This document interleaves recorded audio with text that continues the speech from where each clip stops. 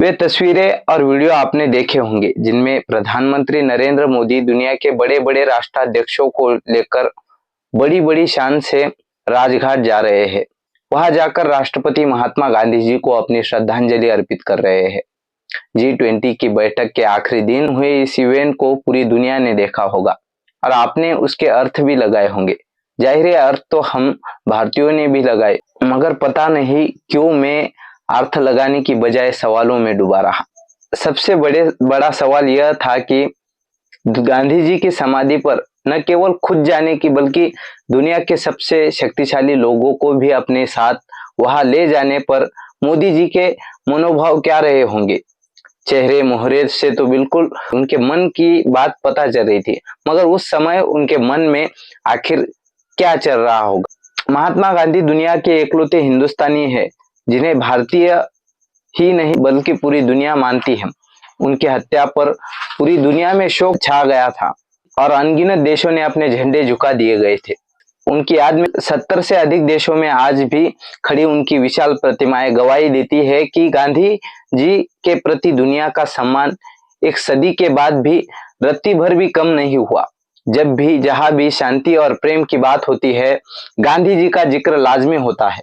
हालांकि अपने मुल्क ने भी महात्मा गांधी को राष्ट्रपिता का दर्जा दे रखा है और इमारतों, संस्थानों, भवनों और सड़कों तक का नाम उनकी स्मृति में रखने के अतिरिक्त अपनी करेंसी पर भी उनकी तस्वीर रखी है।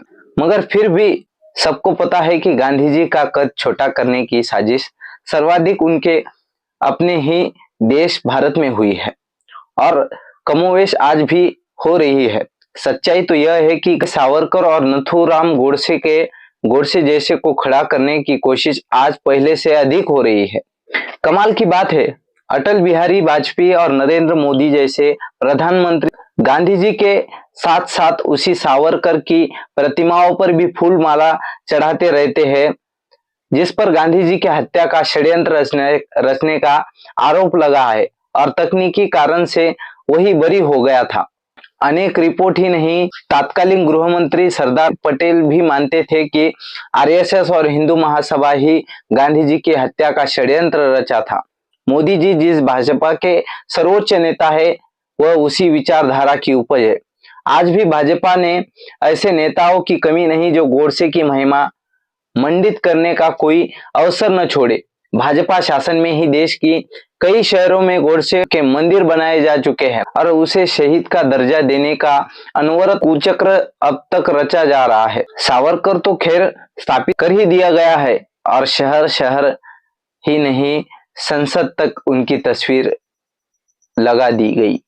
भाजपा और हिंदू राष्ट्र की अवधारणा कितनी अजीब है कि भाजपा हिंदू राष्ट्र की अवधारणा को मानती है और इसके लिए सावरकर को अपना आदर्श पुरुष भी मानती है, मगर अंतर्राष्ट्रीय मंच पर उसे खुद को गांधी का अनुयायी बताना पड़ता है।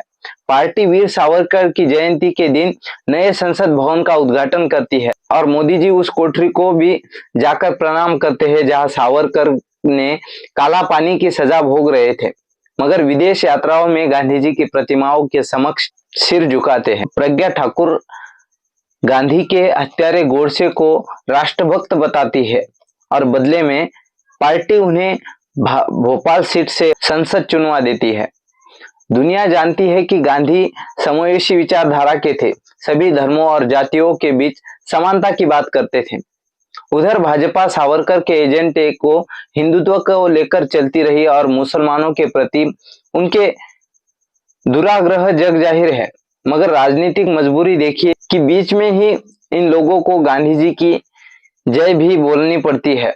चलिए अपना सवाल आपसे पूछता हूँ, गांधी जी की हत्या के बाद पहली बार ऐसा हुआ कि एक साथ दुनिया के इतने बड़े नेता राजघाट पर पहुंचे।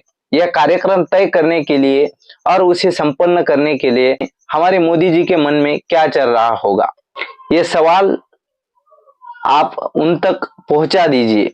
मैं आकाश पाटिल और आप देख रहे थे आकाश पाटिल यूट्यूब चैनल। वीडियो पसंद आए तो वीडियो लाइक करें। वैसे आपको इस दोगले चरित्र पर, इस दोगले विचार कमोवेश पर क्या लगता है, कमेंट करके जरूर बताइए और वीडियो ज्यादा से ज्यादा शेयर करें। मिलते हैं अगले वीडियो में, तब तक के लिए नमस्कार।